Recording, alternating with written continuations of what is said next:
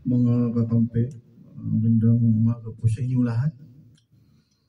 Ang topic po natin na ngayon ay anong pagkakaiba ng multo at saka aswang.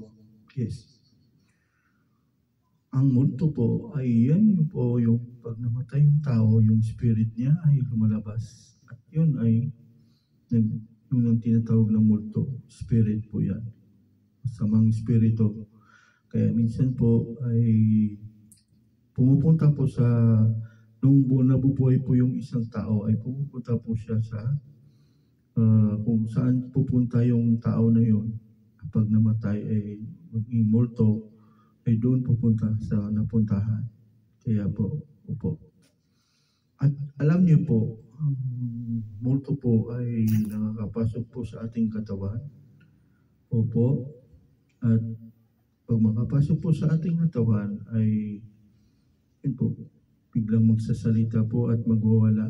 Na doon po malalaman na sinaniban na po ng multo yung isang tao. So, yun. At mabagsik yung mga mata na parang galit na galit. Yun po. Minsan po, ang multo po ay may mga multo po na yung pinatay siya, tapos gusto niyang malaman kung sinong nakapatay sa kanya. So yun, papasok po sa isang sa katawan ng isang tao para sabihin na ito ang nangyari sa akin at tulungan niyo ako na ito yung pumatay sa akin. Parang gano'n po ang nangyayari. Opo. Opo. Ang sabi pa nila, kaya nagmumulto yung isang tao dahil yung iniipit daw yung katawan sa lupa at lumalabas yung spirit. Kaya yun, naglalakad na. Opo. Hindi natin alam na maraming multo na po sa paligid natin, hindi lang natin nakikita.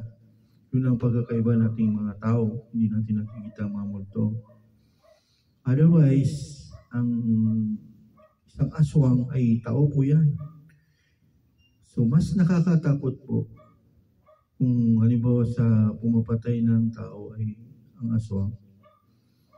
Dahil po ang aswang ay tao po yan at pagbilog ng buwan ay parang may dumarating sa kanila na yung nagiging aswang sila o kasi yun ang oras kabilugan ng buwan ng mga aswang. Ang aswang po ay tao po yan at yung pamilya, halimbawa pamilya ay parang mana po yan. Hindi lahat sa pamilya ay halimbawa may lahing aswang. Opo. Yung iba po ang may lahing aswang. Pero hindi lahat na yung pamilya, halimbawa yung 5 pamilya, 10 pamilya, lahat aswang. Hindi po. Isa lang po ang aswang. Kasi ang aswang po ay nangyayari po pag mamamatay na po siya ay tinatransfer na po niya sa apo niya o ano. Basta yun po ang alam ko. So, ang aswang naman ay yun nga, yung bawang ay panglaban din yan sa aswang. So, kung tatanungin niyo po ako saan ang mas nakakatakot na nakakapatay, ang aswang po kaysa multo. Kasi ang multo po, basta wag lang po kayo matakot kasi tinatakot po kayo eh. Oras na matakot po kayo, nako, patay kayo. Pero ang aswang, nako, hindi po yan nananakot, talagang kakainin kayo. Kaya, yun, kailangan po na mag-ingat po kapag sa lugar niyo ay may aswang. So, paggabi po yung mga anak niyo ay kailangan wag po silang palabasin paggabi-gabi na. Dahil po para pag-ingat po sa mga aswang. So, yun po, at least na-discuss po natin anong pagkakaiba ng multo at aswang. Maraming salamat po. Hanggang sa muli. Sana po huwag niyong kalimutan mag-subscribe po.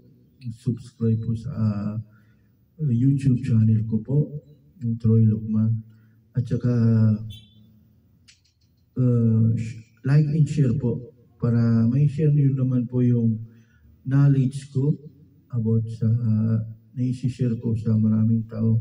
Gusto ko po na marami po ang makakalam nito. Maraming salamat po. God bless po.